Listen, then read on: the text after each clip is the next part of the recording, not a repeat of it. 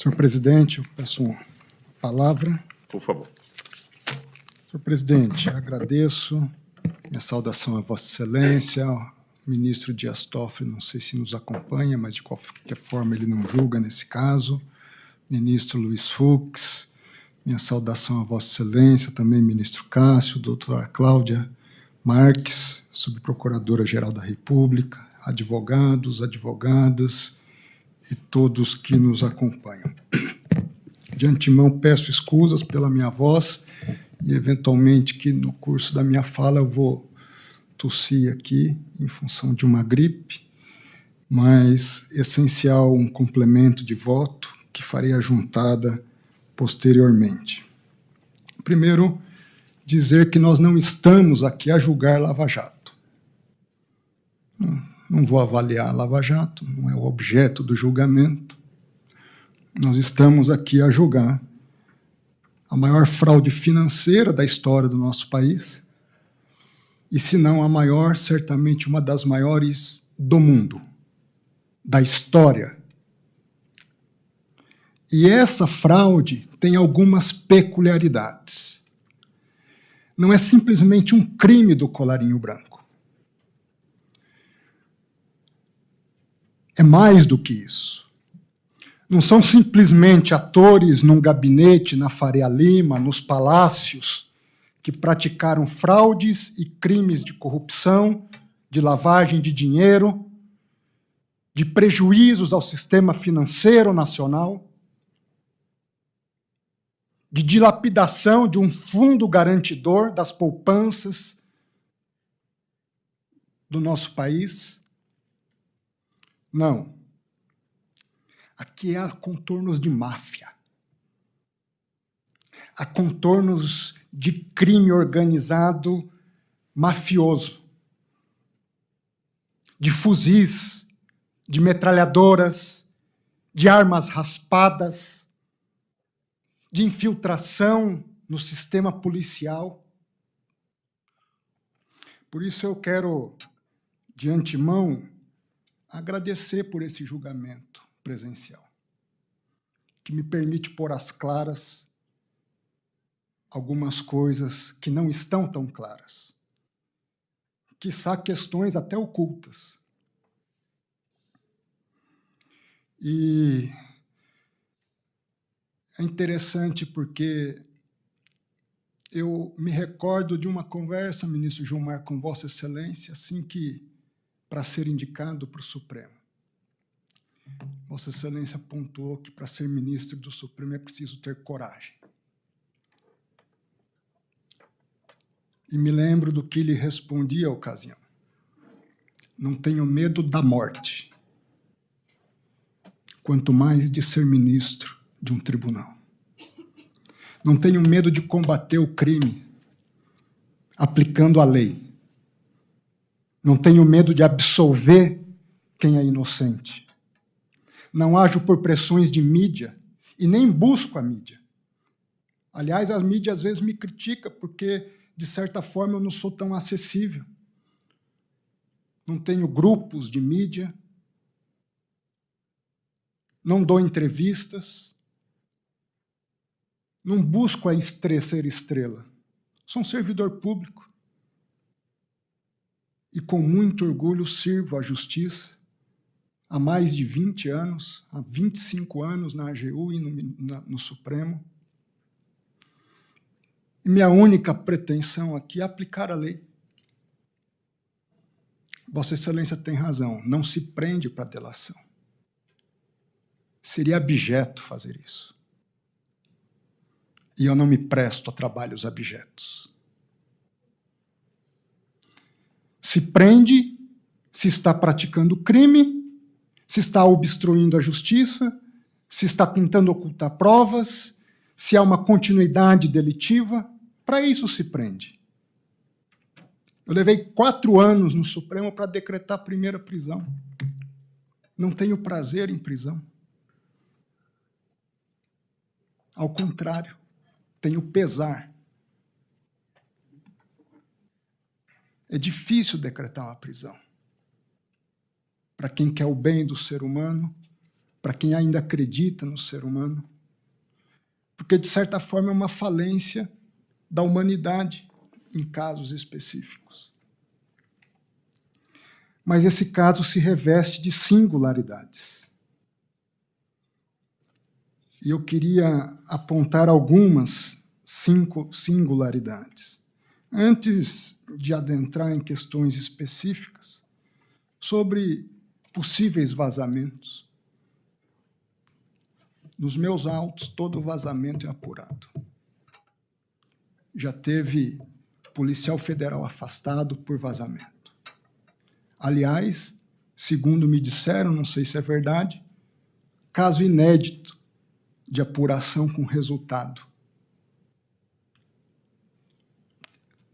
Ao mesmo tempo, quando havia risco de vazamento na CPI, eu imediatamente mandei devolver o material para a Polícia Federal, para evitar vazamentos.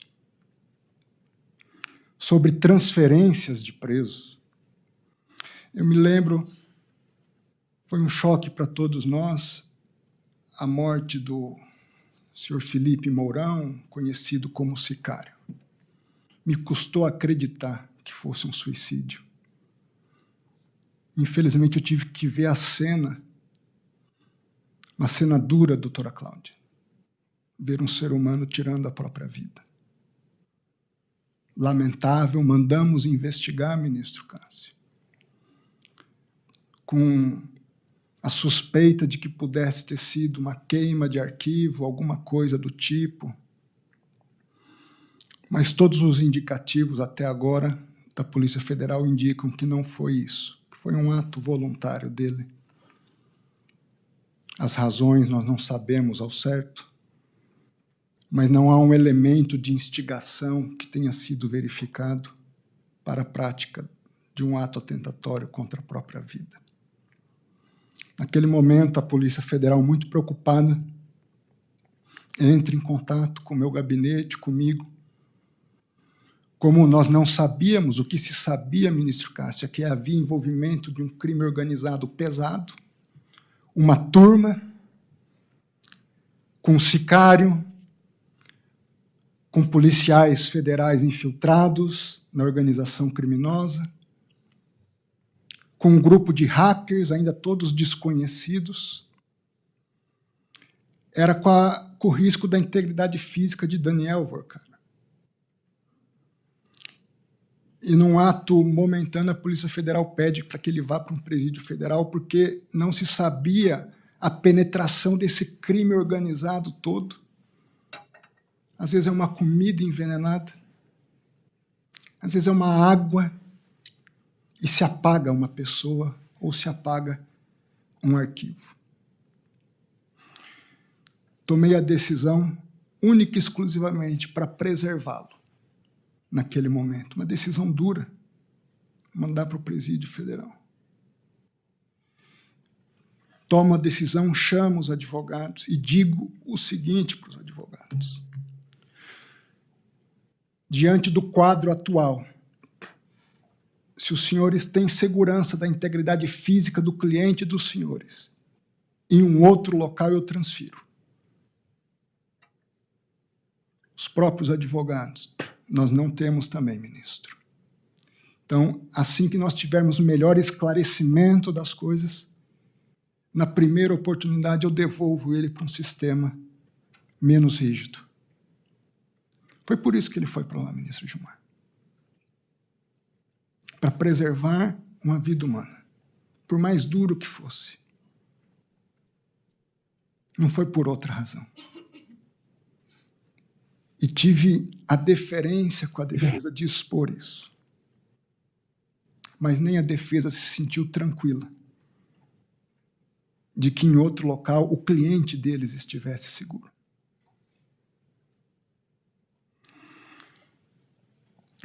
Sobre os documentos que chegaram há pouco, estavam em outra PET, agora foram juntados há 10 dias atrás. Eu mesmo não tinha me detido sobre eles. Agora, eu fiquei sabendo hoje, por volta de 9, 10 da manhã, do processo. Imediatamente eu dei ciência a todos. Não sabia. Essa foi a única e exclusiva razão. Agora, é verdade, nós votamos para a história. Quem é a turma? Página 5 da representação da Polícia Federal. Liderada por Daniel Vorcaro, tinha um sicário, alguns policiais federais, nem todos descobertos ainda. Ainda se investiga outros policiais federais. Havia, nessa turma, empresários do jogo do bicho. Era uma mistura de milícia da Polícia Federal, dentro da Polícia Federal, com crime organizado no Rio de Janeiro. Há uma série de figurinhas desconhecidas aqui. Eu não sei.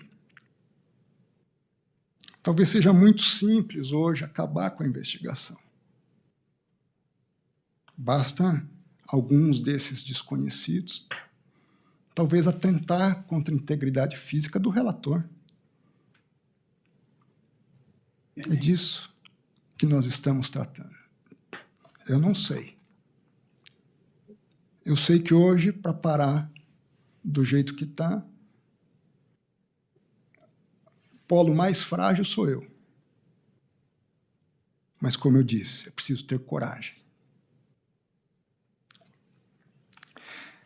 O que fazia essa turma? Era um grupo de WhatsApp? Eram só conversas de WhatsApp? Um dos advogados chegou a cogitar isso. Me permitam tornar mais claras as coisas. Felipe Mourão consta da representação, ele recebe a identidade, documentos de identidade, RG e CPF, de um senhor chamado Luiz Felipe. Esse senhor era capitão de um dos barcos, que operava a partir da cidade de Angra dos Reis. E no curso desses diálogos sobre o Felipe, entre o sicário Felipe, Daniel Vorcaro, sobre esse Luiz Felipe, Daniel Vorcaro diz: ele me disse que estava sendo chefe do restaurante. Há também um senhor chamado Leandro, que era um chefe de restaurante, que trabalhava ali também nas festas concernentes ao que se realizava no iate. E Felipe Mourão diz: a turma quer saber como foi e o motivo em relação ao que estava ali sendo demandado em relação a Luiz Felipe. Então, se agrega também a figura de Leandro, diz Daniel Vorcaro, Leandro, me disse que estava sendo chefe num restaurante, num hotel em Angra dos Reis. Esse outro, o chefe, foi na onda, era o chefe de cozinha. Mas o principal é o primeiro, que era o capitão do barco, Luiz Felipe. Diz Daniel Vorcaro, levanta tudo dos dois. Mensagem seguinte, e da família? Tudo.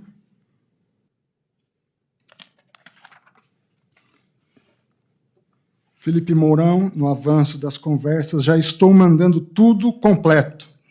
Aguardo uma direção, ou qual o caminho a ser tomado. Na PF, não constou nada. O sicário com dados de pesquisas das pessoas na Polícia Federal. Acessos a sistemas da Polícia Federal. Já puxamos no da PF, do Tribunal de Justiça, esse normalmente até aberto. Daniel Vorcaro, vamos ter que agir antes de eu voltar. Ideal é você ir com o Fabiano e com a polícia, se referindo a Fabiano Zettel. Tem que ir com 2 policiais, diz Vorcaro. Felipe Mourão, Só me passar que eu vou na hora. Daniel, combina com Fabiano ir na segunda. Daniel Vorcaro, mas tem que ir Fabiano e você também. Não sei nem se é melhor a turma, polícia ou de bicheiro para vagabundo. Polícia, às vezes, não vai intimidar tanto. Tem que ir bicheiro para vagabundo.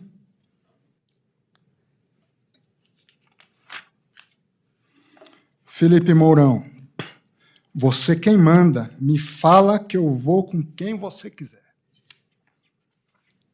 Eu vou com Fabiano, vai ser PF. Se você quiser, vou com o pessoal do Rio. Eles também é só chamar que vão na hora. Daniel, acho que tem que ser os dois. O bom de dar sacode no chefe da cozinha primeiro. O outro já vai assustar. Felipe Mourão, acabei de falar com a turma, só aguardando o que fazer.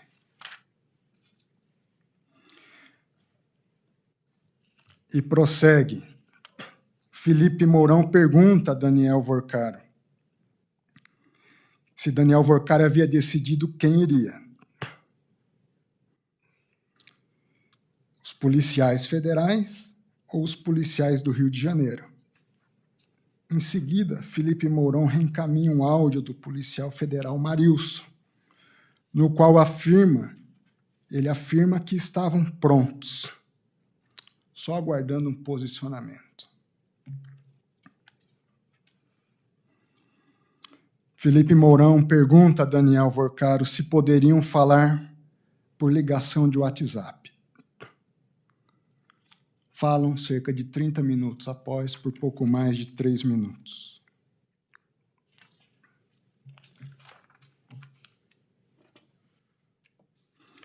Felipe Mourão, para Daniel Vorcaro. Fala, amigo, boa tarde. Então, resolvida a demanda do Rio de Janeiro aqui. Estamos em QAP, só aguardando o posicionamento da situação. Tá bom? Opa! Ele responde. Você é um palavrão.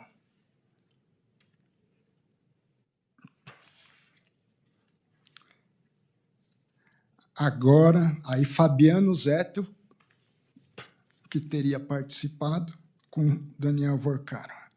Angra resolvido. Ao vivo eu conto os detalhes.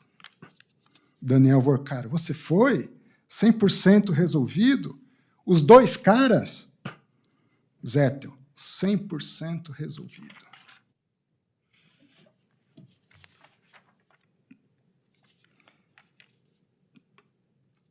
E ao registro depois de uma fala do Luiz Felipe, que era o capitão do barco, para passar a perspectiva da vítima, né? O Luiz Felipe conta para uma outra pessoa: eu estava realmente precisando conversar com você, Marcos, até pelos fatos que aconteceram, não sei se está ciente. Está ciente, Luiz Francisco? Luiz Francisco responde, responde o Luiz Felipe, o capitão do barco, sobre os milicianos que vieram me ameaçar aqui dentro da Marina, em nome do Daniel Vorcaro. Está sabendo disso? Luiz Francisco diz, não. Então, o capitão do barco, então, eu estou lhe afirmando, e a testemunha é o próprio Matheus que presenciou, eu estava em São Paulo com você, 7 milicianos. Estou com as filmagens do barco, eles estiveram aqui, foram no meu condomínio, me ameaçaram de morte. É disso que nós estamos julgando, ministro Gilmar. Não é o caso que nós estamos julgando. Não, não é Lava Jato. Esse é o caso que nós estamos julgando. Esse é o caso que nós estamos julgando. Nós estamos julgando dois. Esse não é Lava Jato. Esse é o que nós estamos julgando. Porque depois eu vou chegar no Henrique. Viu? Nós vamos chegar. Calma que meu voto é longo também. Esse é o caso. Essa é a turma operando. Luiz Felipe. Então, por favor, eu te mostro, tenho tudo, em nome do próprio Daniel, como deixaram claro, onde fizeram contato comigo, um senhor Naldo, amando do senhor Emanuel, do Luiz.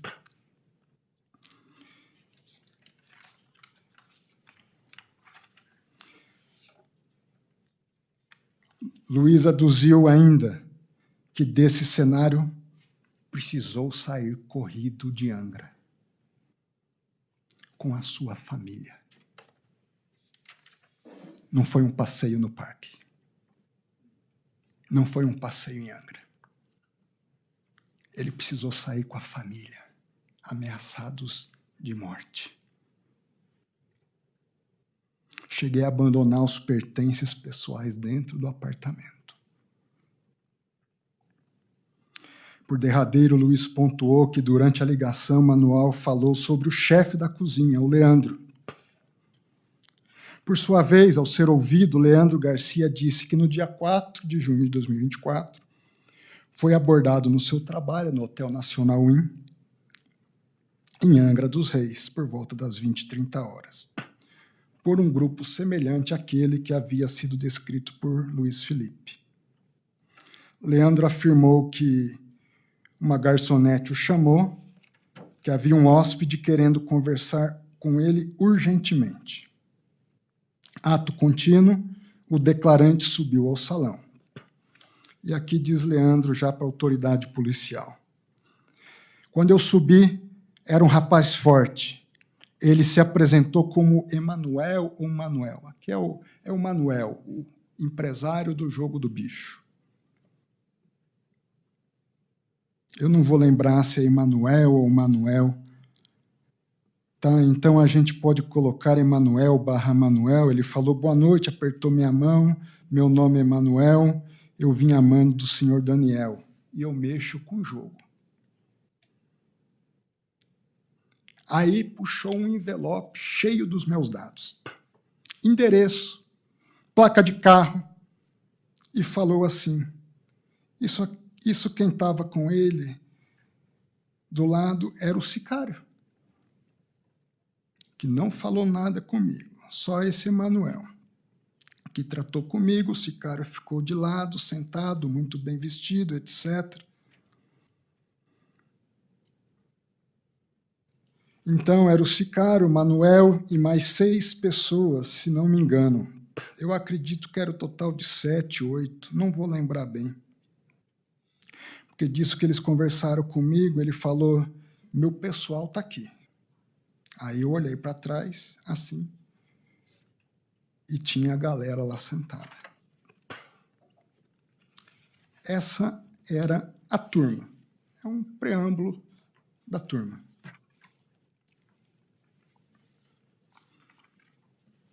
Mas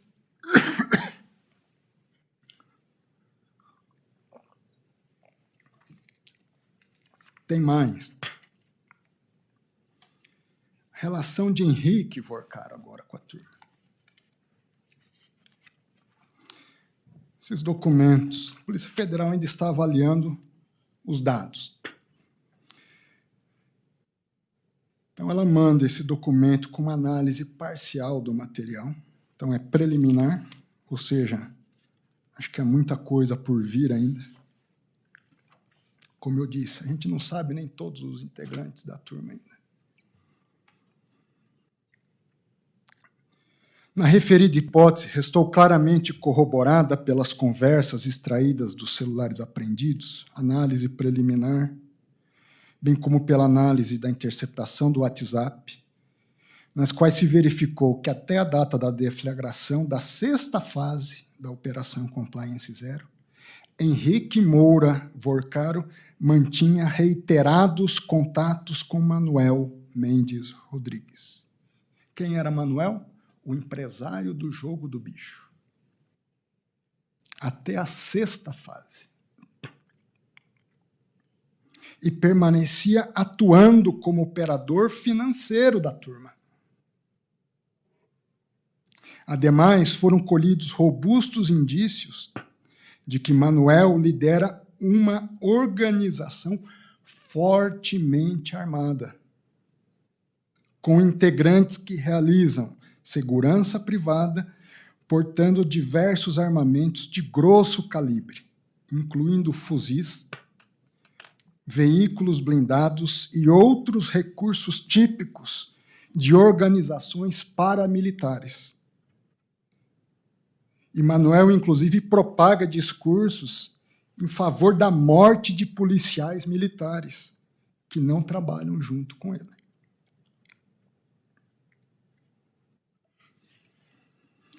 Paralelamente, foram identificados indícios da existência de negócios de elevado vulto entre Manuel, o empresário do jogo do bicho, e os investigados Henrique e Daniel Vorcaro, com possíveis práticas de lavagem de dinheiro, ocultação de bens e valores,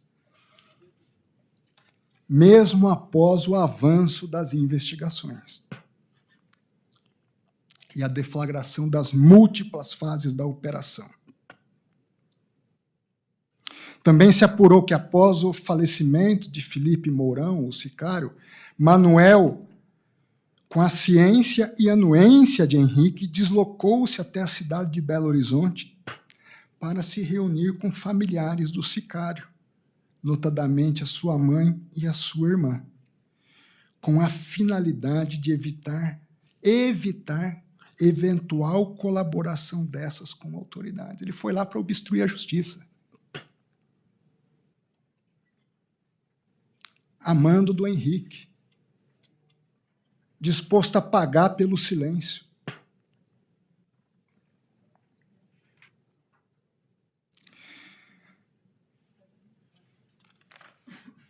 O material é extenso.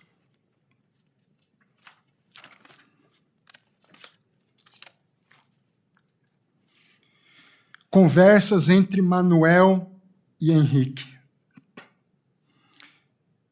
De início, se registra que Manuel e Henrique mantinham um contato frequente, até a véspera da deflagração da 6ª fase da operação, nos dias 14 de maio. Até a véspera, um dia antes da operação, da prisão. Apenas no dia 13 de maio, 2 dias antes da prisão, ou melhor, um dia antes da prisão, foram 1, 2, 3, 4, 5, 6, 7 mensagens.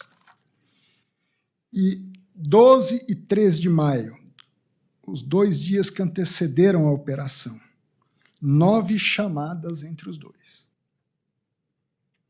Uma de 4 não completadas, uma de 2 minutos, uma de 3, uma de 4, uma de 3, uma de 1, uma de 5, uma de 1, uma de 27 minutos e uma de 3 minutos. As conversas entre ambos envolveram discussão sobre pagamento de valores,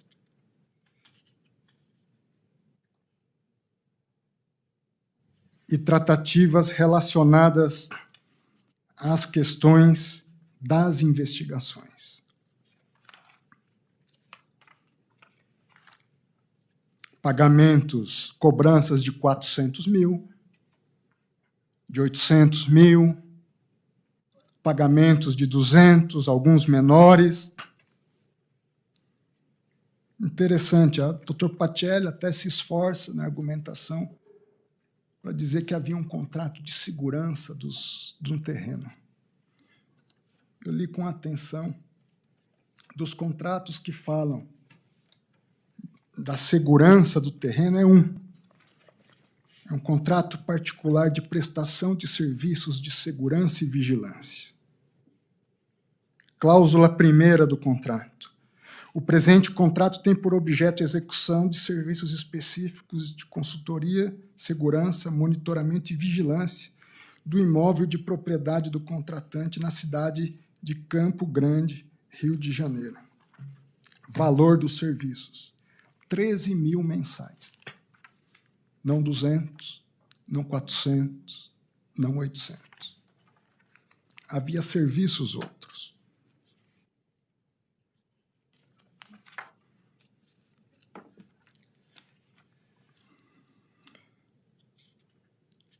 Verifica-se que até a 6ª fase da Operação Compliance Zero havia um contato permanente entre Henrique e Manuel em relação aos serviços da turma. Depois eu vou detalhar com mais vagar. Sobre Manuel e André Roge. Essa figura, André Roge, era um intermediário de Henrique Vorcaro. Ao longo das conversas entre Manuel e André Roge, qual utilizava número X, estava salvo nos contatos como André Roge HV. São tratados diversos assuntos de cunho financeiro. É dali que se extrai um PIX de R$200 mil para a empresa Dom, de propriedade de Manuel,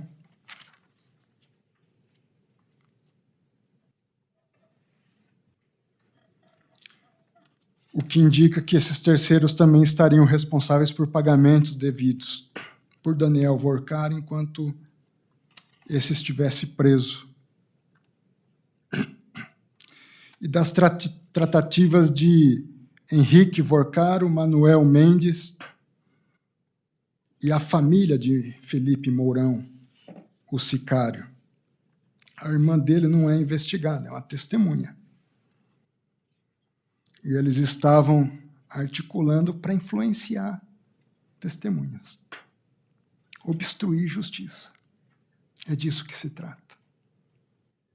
É por essas questões que ele está preso.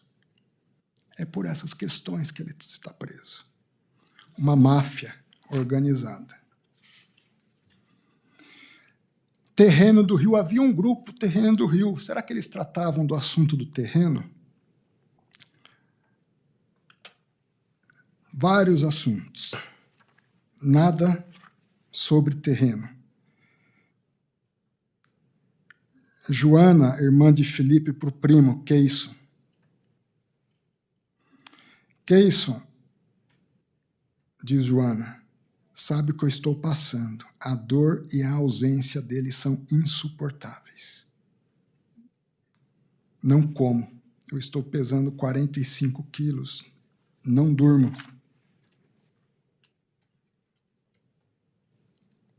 A conversa segue, Joana escreve, dia 26 de abril, HV, Henrique Vorcaro, não se manifesta com nada, cifrão. O que eu tenho aqui acaba com a delação do filho, do cunhado e ainda coloca ele atrás das grades.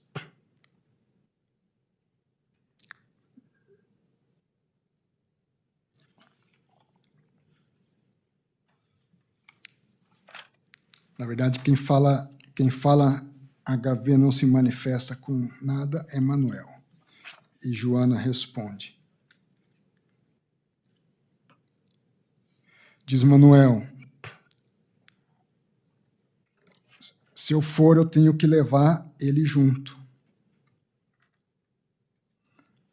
A Joana teve acesso ao material que está nas nuvens. Nós não conseguimos ainda, a Polícia Federal não conseguiu ainda acessar os dados do sicário, não conseguiu acessar o celular do sicário. Mas a Joana, a irmã, teve acesso ao material que está nas nuvens.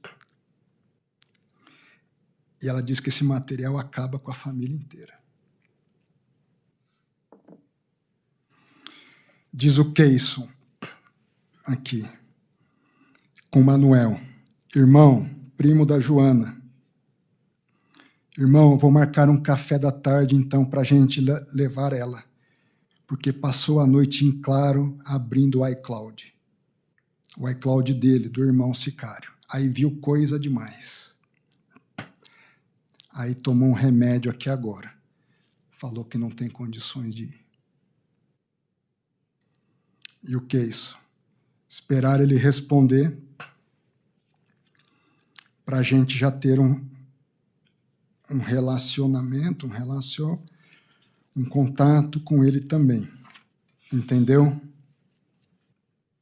Keyson, em relação à prima, falando com Manuel, ela falou demais. O Manuel, eles estão cheios, também acho, eles estão cheios de problema do mais alto nível, para ela pôr ela no meio da delação, por exemplo, e destruir de vez com a menina não custa. Se ela abrir o bico, vão destruir com a menina.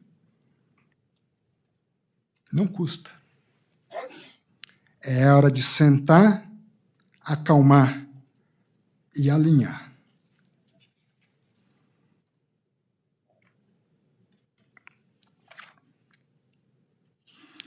Ainda no dia 28 de abril, Manuel envia mensagens a Henrique Moura Vorcaro. Manuel registra: Henrique, boa noite. Estamos conversando com a mãe do Felipe. Vamos passar os contratos dos ativos pertinentes ao nosso amigo, no nome dela, mãe, para resolver a questão. Amanhã, a doutora André já entrará em contato com o doutor Tiago para alinhar tudo. Vamos pagar para comprar o silêncio de testemunha.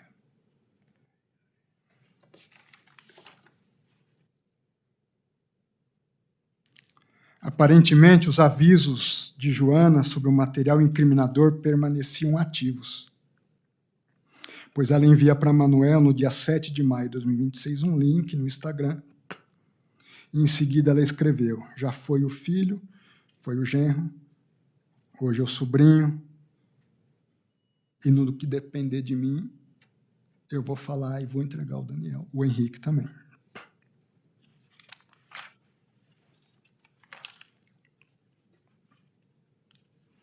Aqui uma conversa do Henrique Vorcaro com o sicário e um outro policial. Ele não foi preso porque era o pai. Ele foi preso porque ele praticava crimes. E estava continuando a praticar crimes.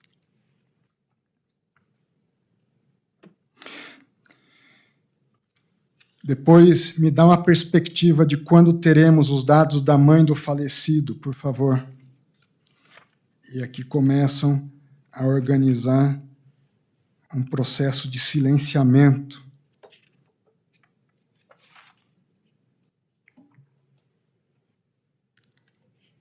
Manuel, fica tranquila, Joana. Nós vamos nos ajudar um ao outro.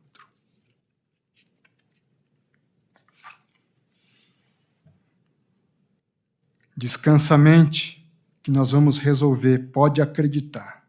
Tem a minha palavra. A Joana, é muito difícil descansar com tudo isso. Você não imagina o que estamos vivendo há 54 dias. Além de toda a dor e sofrimento, a ausência dele, o vazio que ficou, a covardia que foi, ameaças de cadeia, golpes, vídeos com fuzil que iam me matar, a mim e a minha mãe. Medo.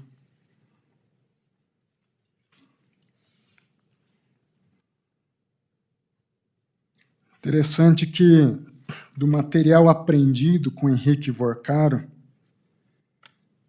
se pegou um documento de uma tela do Sinapse.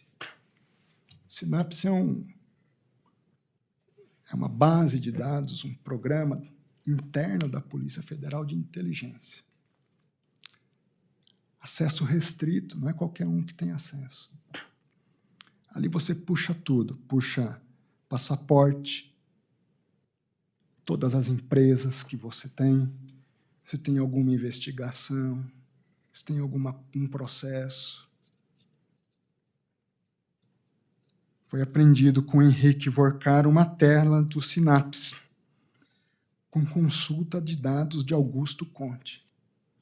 Fui pesquisar quem é Augusto Conte. Achei uma matéria recente, jornalista Mariana Barbosa, do UOL. Primeiro sócio de Vorcaro na Faria Lima revela a origem fraudulenta do Master. Nessa matéria consta que Augusto Conte teria liderado uma estruturação com fundo de 200 milhões, etc., tratado das questões de um projeto de um hotel, Golden Tulip, que nunca saiu do papel, segundo a matéria. Foi grande o golpe dos Vorcaro, ele relata. Diz que os Vorcaro eram muito queimados em Belo Horizonte. O pai brigava com todo mundo. Tinha uma época que andava armado. Aos poucos, comecei a dar roupagem para eles em São Paulo. Ensinei como funcionava o mercado financeiro.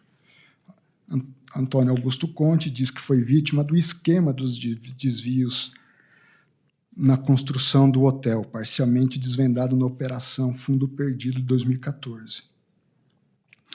Antônio relata que levou outros 2 golpes do grupo de Vorcaro, na compra do Banco Máxima, que deu origem ao Master, e posteriormente no Banif, hoje Banco Master Múltiplo, dono do Will Bank. Veja, houve um desentendimento entre sócios. O que se encontra com o Henrique? Dados do Sinapse de alguém que houve desentendimento. É assim, ou você compra, mas se não compra, você ameaça. É assim que funcionava.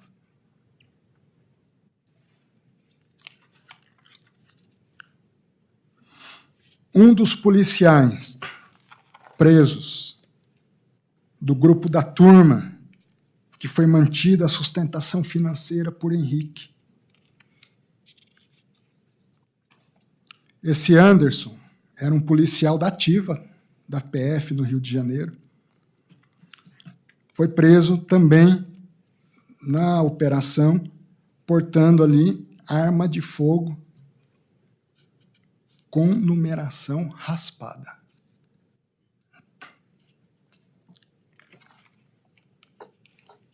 Anderson possuía em sua posse uma arma de fogo tida como não existente e de caráter não rastreável pelo Estado. Vale dizer, capaz de ser utilizada em qualquer ação criminosa com segurança. E a certeza de que os órgãos de persecução penal jamais conseguiriam vincular o uso do armamento ao policial federal ou à pessoa que eventualmente o utilizasse. Também com Anderson foi encontrada uma segunda arma de fogo de calibre 32, também com indicativo de supressão do número de série, diz a certificação. No interior do armário de ferro, em nome do investigado, um revólver calibre 22, marca Rossi, com numeração de série suprimida. Ainda no que tange a arma de fogo, calibre 22, é importante sublinhar que foi encontrada com ela 22 munições não deflagradas e 19 munições já deflagradas do mesmo calibre. Um policial federal da ativa.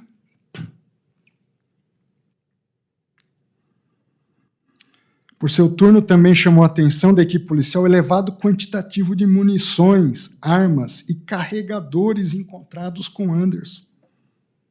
Policial que não integra grupo tático e não atua em área investigativa ou operacional. Com efeito, foram apreendidos ao todo, na posse de Anderson, 1.192 munições de diversos calibres, 18 carregadores de munições de variados calibres, 5 armas de fogo, sendo que dessas apenas uma era arma funcional, e 2 com indicativos de raspagem da numeração de série. Mas não para. Além desse elevado número, é importante especificar que foram encontradas munições calibres .556. São projéteis para fuzis. 182 projéteis de fuzis. A turma.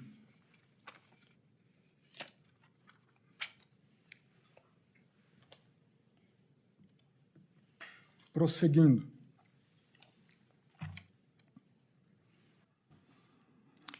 Henrique Vorcaro argumenta em sua defesa basicamente 2 pontos. A construção de uma versão alternativa para justificar as cobranças, os diálogos e os pagamentos tratados com integrantes da turma, consistente na relação, numa suposta relação comercial pretérita entre peticionante e as pessoas de Felipe Mourão, o sicário, Marilson, um policial federal, e Manuel, o empresário do jogo do bicho, além da ausência de contemporaneidade. No que concerne ao primeiro ponto, há que se rememorar que um dos elementos centrais do modus operandi empregado pela organização criminosa sob investigação consiste precisamente na criação de pessoas jurídicas para a realização de operações simuladas com vistas ao escamoteamento de transações econômicas que, ainda que sob a aparência formal de operações comerciais sofisticadas, consistiam na realidade em pagamentos de prestações de serviços ilícitos. Poderia haver algum serviço lícito? Também poderia, mas é uma mescla. Organização criminosa é isso. Mistura o lícito com o ilícito e é tudo uma coisa só. Oculta-se, dissimula-se. À luz desse contexto, nada obstante o teor da documentação encartada à peça defensiva, comprobatório em tese da existência efetiva de um empreendimento imobiliário capitaneada por Henrique Vorcaro, perde força e credibilidade a alegação segundo a qual teria sido referido o negócio, o motivo pelo qual Marilson cobrara a Henrique o valor de R$400 mil. Montante esse que corresponde, após a retenção da parte devida, a Felipe Mourão e aos integrantes do outro grupo denominado Os Meninos. Lembrando que, em tese, se pagavam 400 mil, mais 400, e eventualmente, com o sicário, se chegava até 1 milhão alguns pagamentos. E o sicário era o responsável pela distribuição desses recursos na turma, policiais federais, integrantes do crime organizado e os hackers que invadiam os sistemas e ameaçavam pessoas através também dessa sistemática. Reforçando a real origem da cobrança e, portanto, tornando pouco crível a versão alternativa apresentada pela defesa, recorda-se ainda que Marilson passa a demandar Henrique pela regularização do acerto financeiro, pedindo a confirmação do valor informado por F, inclusive. Provavelmente a sigla seria alusão a Fabiano Zettel, que também figurava como operador financeiro responsável pelos pagamentos ao grupo. Nesse contexto, diante dos atrasos supostamente atribuídos a Fabiano Marilson, contrapõe que o ideal era o envio de 800K. O contrato que respaldava a segurança era 13 mil. Estamos falando de 400, de 800. Ocorre que, diversamente do que foi verificado em relação aos pagamentos devidos à turma, não há, pelas próprias alegações do peticionante, qualquer informação acerca da participação de Fabiano Zettel no empreendimento imobiliário apontado pela versão alternativa. Ademais, fazendo remissão às razões já apresentadas pela decisão submetida a referendo, bem como ao teor das informações da Polícia Judiciária que embasam a representação policial, foram vários os diálogos realizados entre Henrique e Marilson, a indicar, porque quando sai Vorcaro ou sai Sicário, aquele papel que cabia a Sicário e Marilson, outro policial, Manuel assume a articulação da turma, a indicar a existência de relação na qual aquele, Henrique, solicitava serviços a este, que em troca demandava a realização dos pagamentos acertados pela realização das atividades solicitadas.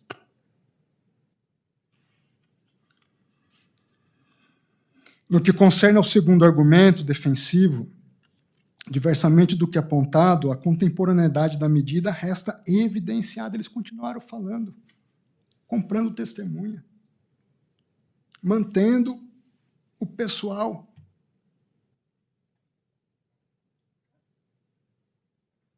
Mesmo após a deflagração da terceira fase, na véspera da sexta fase, quando ainda havia supostos integrantes do grupo em liberdade, os quais somente foram identificados e objetos de medidas constritivas de natureza pessoal no bojo da decisão ora submetida a referendo. E mesmo com a prisão igualmente determinada desses novos integrantes identificados, a autoridade policial frisa que há outros membros pendentes de identificação.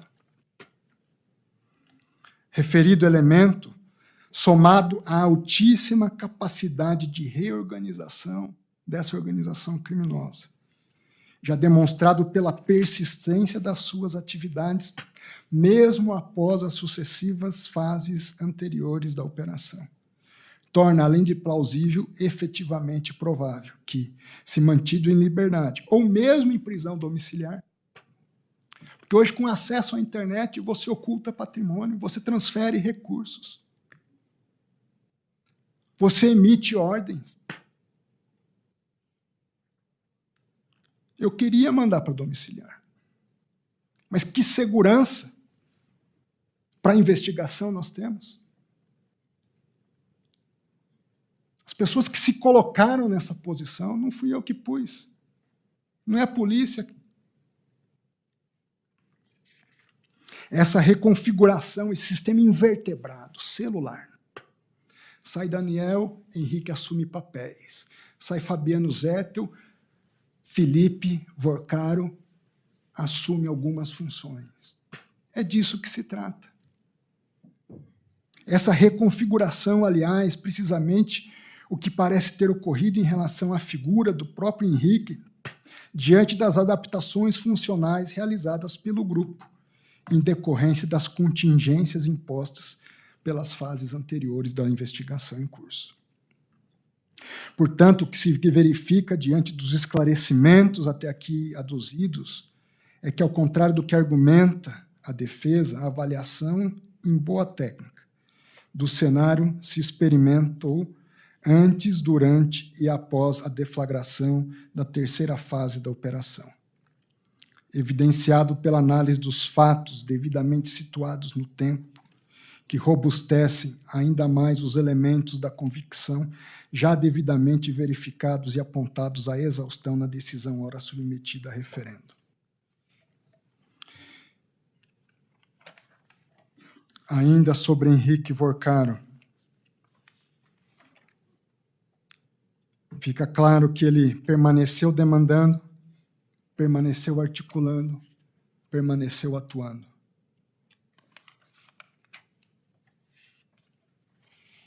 Sobre Felipe. Já havia indicativo do Felipe de vazamento de uma das fases da operação. Há uma cena em que, na madrugada, ele foge num carrinho de golfe, horas antes, momentos antes da Polícia Federal chegar. Ali, isso foi inicialmente o motivo da prisão provisória, e depois outros elementos vieram à baila que justificaram a prisão preventiva. No que concerne especificamente a Felipe, a essa conversão da modalidade prisional, a Polícia Federal realçou que a sua perícia técnica logrou êxito na extração e tratamento de dados extraídos do celular apreendido a Felipe, sendo tais dados analisados em conjunto com o relatório de inteligência financeira número tal, encaminhado pelo COAF em 30 de abril de 2026. Esse relatório de inteligência financeira abrangeu 294 comunicações, envolvendo 1.199 pessoas físicas e jurídicas. Um relatório de inteligência. Com movimentação que ultrapassou 18 bilhões de reais, que teriam ocorrido até abril de 2026. O relatório aponta Felipe como principal envolvido nas operações financeiras analisadas, figurando na condição de beneficiário relevante dos fluxos financeiros vinculados a Daniel Worcaro. Eles estão tentando ocultar, preservar o produto do crime. Depois que sai da cadeia, ter dinheiro no exterior, ter dinheiro em algum lugar, em nome de interpostas pessoas. É isso que nós estamos julgando, ministro Gilmar. À luz de todos esses elementos, verifica-se que o conjunto probatório formado por relatórios de inteligência... Doutor, eu não vou conceder a palavra, eu estou votando, o senhor aguarde. Eu não sabia, estou esperando. Sim. À luz de todos esses elementos, verifica-se que o conjunto probatório formado por relatórios de inteligência financeira, dados extraídos dos dispositivos eletrônicos e análise de operações financeiras indica a existência de uma estrutura complexa e sofisticada, com a utilização de holdings, sociedades de propósito específico e contas de passagem para dissimular os recursos de origem ilícita, além da participação ativa do investigado Felipe em operações relevantes, inclusive com repasses a núcleo político e movimentações de elevada monta. As investigações identificaram a utilização da extensa rede de pessoas físicas e jurídicas, por meio das quais os mesmos sócios se repetem em diferentes estruturas societárias, revelando um mecanismo voltado à ocultação da origem dos recursos.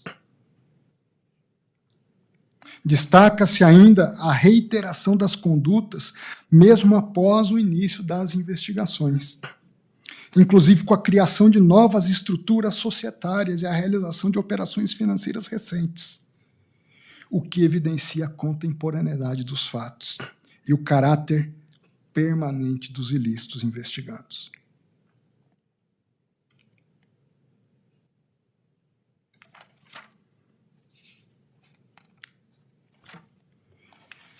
Em essência, são esses elementos. A defesa, o nobre advogado que está aqui, doutor Pacelli, meus respeitos, doutor Pacelli, faz um trabalho, eu diria, hercúleo, tentando justificar. Mas, infelizmente, não consegue justificar. Pode haver o pagamento em parte, em relação à vigilância de um terreno? Pode. Acredito que haja. Mas nem tudo aqui é o terreno. Os contratos juntados não indicam esses valores. A defesa argumenta, diz que nada tem a ver com intimidações de pessoas nem com violações de sistemas informáticos. Tem sim. O próprio material apreendido indica isso. Os próprios dados colhidos a partir da operação já indicam isso. E que ainda estão sendo revelados. Tem mais coisa por vir. Eu havia determinado que fosse preservado o iCloud do sicário. Essa semana eu determinei a quebra desses dados. Vamos ver o que virá de lá, que deixou Armando Sicário passando mal. Eu não sei. O que eu sei dizer, com certeza, é que não há razões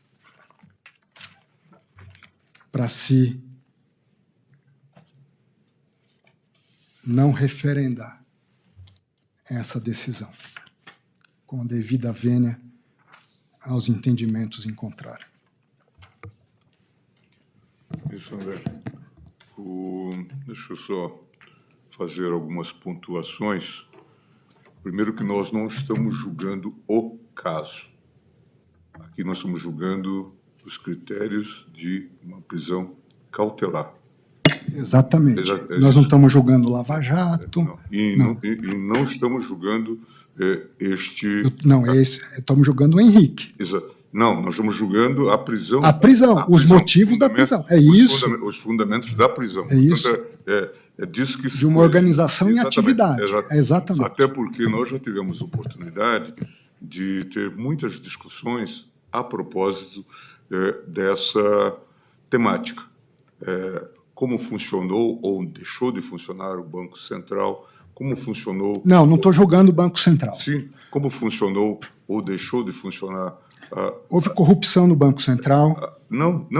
Há pessoas afastadas do Banco Central. Como funcionou ou deixou de funcionar a CVM, que até recentemente estava funcionando com menos 3 diretores, numa indústria que é extremamente ativa. Eu tive a oportunidade de olhar, talvez seja uma das indústrias mais ativas, a dos fundos financeiros. São mais de 30 mil fundos em funcionamento. Tudo isso tem que ser... Há muita água para passar debaixo dessa ponte. Com certeza. E muitas falhas que, de fato, precisam ser consideradas em toda a extensão. Nós mesmos, aqui na turma, tivemos vários debates, Vossa Excelência, inclusive, me acompanhou, ou eu acompanhei Vossa Excelência, na questão dos precatórios, da compra dos precatórios em relação à questão do setor sucroalcooleiro, que, de alguma forma,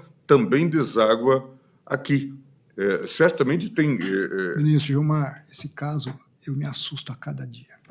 Não, é uma novidade a cada dia. Sim, mas, portanto, o que nós estamos discutindo aqui é o fundamento para a prisão preventiva. É disso que se cuida. E aí, de fato, nós vamos continuar na divergência. Por quê? Porque entendo que, e Vossa Excelência, inclusive, agora aduziu elementos que não estavam no seu, inicialmente, no seu despacho. E eu chamei a atenção. Os tais integrantes da turma, e graças, inclusive, à sua ação, com o encarceramento de vários deles, e essas decisões foram referendadas de forma unânime pelo colegiado, nenhuma dúvida. Como também em relação a Daniel... Gilmar, eu prendo a turma, os operadores, e não prendo os mandantes. Não, a discussão que se colocou e que se coloca aqui é exatamente sobre Henrique Vocaro e Felipe Vocaro. Sim. E aí, em relação a Felipe Vocaro, inclusive tive a oportunidade de detalhar o debate que se faz sobre a temática envolvendo aquela grande operação do BTG, em que isto foi esclarecido. E a discussão aqui é sobre a adequação das medidas tomadas, as mais radicais, de prisão provisória. De novo, volto a dizer, nós não estamos julgando... Eu lamento eles estarem presos, ministro Gilmar. Eu lamento. Nós não estamos julgando o caso. Estamos julgando a prisão. Nós estamos julgando só os motivos que ensejaram a prisão. É isso. E aqui, então, nós vamos continuar nesse ponto da divergência. Senhor presidente, pela ordem, por favor. É só uma questão de fato, e jamais, ministro Mendonça, eu desrespeitaria Vossa Excelência fazendo confronto de razões durante Até porque um voto. não é o caso. Acho que, Não, sinceramente, ministro Gilmar, não é o caso. A minha questão não de... precisa da minha concessão. Eu acho que não é o caso, doutor Mas eu Pacheco. estou falando de questão de fato. Mas Você já não quer ouvir antes? Vossa Questão de Excelência, fato. Eu li com atenção aqui. Não, seus mas eu documentos. estou falando... Vossa Excelência hoje se fez sustentar em um relatório de 80 páginas que chegou hoje. Eu nunca vi isso. Nós estamos falando de prisão. Isso é questão constitucional. A defesa não pode falar 2 minutos? Não, não é o caso, não é sustentação. Questões de oral aqui, fato, Excelência. Por favor, doutor Pacheco. O relator está indicando. Então, a rigor. Não, e esse ponto já foi pontuado no meu voto Pontuado. também. Não, mas é questão de fato que o voto de Sua Excelência está errado. Questão de fato. Não, Vossa Excelência está errado em questão de fato. Que fato, doutor Pacheco? Todos os pagamentos feitos relativos ao contrato foram submetidos à Procuradoria-Geral da República porque a polícia não é confiável. Direito. Tá, desculpa. O senhor disse que houve lavagem, mas todos os pagamentos foram por pessoa jurídica, Eu todos. agradeço, ministro Gilmar. Por favor. Agradecemos, doutor Pacelli. Mas então eu estava simplesmente pontuando que aqui, e nós vamos continuar então nessa divergência, porque não se trata, a rigor, de discutir fatos graves que já ocorreram e que nós já reconhecemos, inclusive nas prisões anteriores que Vossa Excelência houve por bem decretar, como a do Fabiano Zettel e o próprio Daniel Vocaro, mas de discutir a própria fundamentação.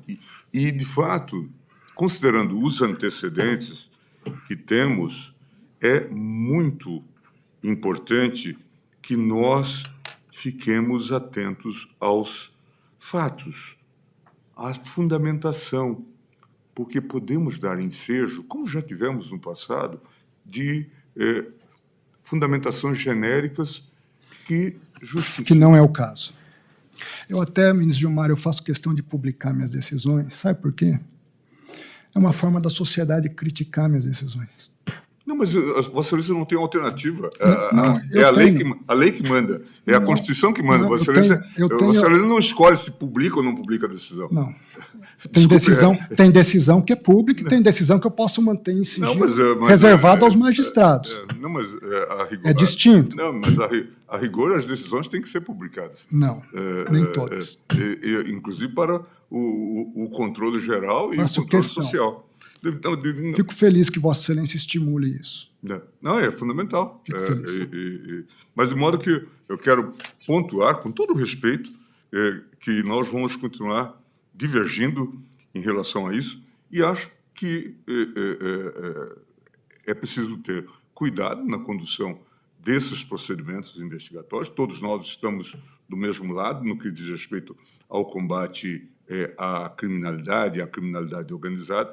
Agora, é preciso que haja métodos constitucionais de se fazer isso. Estão havendo, ministro Gilmar, pode ter certeza. É fundamental que haja. O que eu não vou admitir é tentativas que eu tenho visto de desacreditar de forma indevida a atuação, seja minha como relator, seja dos investigadores. Não vou.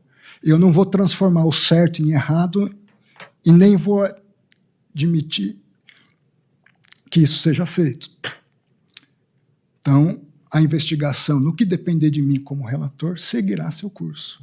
Interessante a questão da delação. Eu sempre disse para os advogados, não estou preocupado com delação. Não, primeiro que eu não prendo para fazer delação. Não me permitiria isso. Não dormiria tranquilo se eu fizesse isso. Em segundo lugar, que a delação é um ato de vontade da defesa. Alguns advogados vêm para mim, mas você não vai pegar todo mundo? Eu falei, eu estou preocupado em pegar o que a investigação determinar. Não estou preocupado se será todo mundo ou não. Estou preocupado com o que a investigação vier a esclarecer. Até porque a lei, na verdade, não dá a Vossa Excelência esse poder. Não dá, nem me arvoro, porque em outros casos, nós temos visto atuações dessa jaez. Não na minha relatoria. Não na minha relatoria. Eu não sei onde ocorreu, mas, de qualquer forma, nós disputamos isso muito aqui na Lava Jato e de fato, as combinações entre advogados... Eu fiz os registros aqui desses fatos que vieram. Ao mesmo tempo, fazendo justiça, não é o advogado que deixou o caso, Juca. Mas me chegou uma proposta por um advogado. Perder o pudor, ministro Gilmar. Queremos fazer uma delação seletiva. Falaram na minha cara isso. Eu disse, não faço questão de delação. Agora, delação seletiva, comigo não. É interessante que está tudo muito invertido, né? Totalmente. Totalmente, porque, a rigor, Vossa Excelência não tem sequer competência, enquanto relator, para celebrar... Não celebro, eu homologo. Só eu não homologa, vou, só que eu não... Me parece que... Não, e até, de certa forma, um descaramento. É a Procuradoria ou é a Polícia Federal, exatamente, segundo o nosso entendimento. Exatamente. Então, me parece que... Não, eu não participo, faço questão. A defesa até apresentou a primeira proposta de delação. Eu não quis acessar, ministro Gilmar. Entendeu? Até porque há uma perspectiva, parece que certos setores atuam para criar um vício. Tudo que querem é criar um vício. Há um sistema articulado para isso. Eu não sou cego. Eu estou acompanhando, estou assistindo os movimentos. Não, eu acho que todos nós devemos zelar para evitar ensejarmos não só a nulidade, mas a hipótese de suspeitas sobre a condução do... E mais que isso, ministro Gilmar, tentativas de obstaculizar as investigações. Não, e isso é grave. Gravíssimo. Gravíssimo. E por isso que desde sempre eu tenho falado que, nesse caso específico, quando começaram as diversas imputações, que nós tínhamos uma crise no sistema. Não é por acaso que a concessão da carta bancária para esta entidade foi negada pelo Ilan Goldfein, quando era presidente do Banco Central. E só foi concedida posteriormente. E depois nós tivemos uma série de questões graves em torno dessa temática, como estamos a ver aqui, inclusive a condução que Vossa Excelência mostrou de uma teoria dos jogos destinada a, eventualmente, abocanhar uma parte significativa do Fundo Garantidor do Crédito. Certamente, tudo isto existe e é extremamente sério. Mas o debate se cinge a essa questão dos fundamentos da prisão preventiva desses dois investigados, e nesse ponto eu estou pontuando.